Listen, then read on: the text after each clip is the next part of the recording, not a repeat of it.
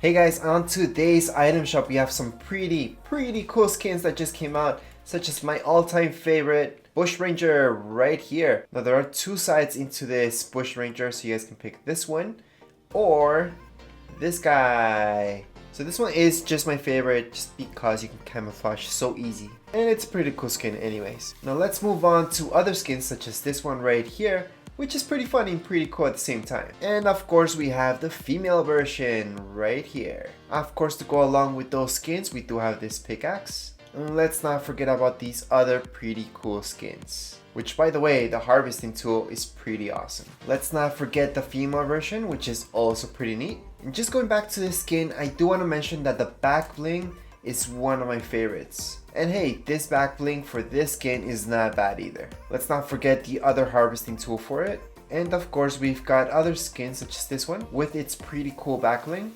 Bulleye, which is a favorite for a lot of people. And this pretty awesome wrap. Let's not forget about our emotes.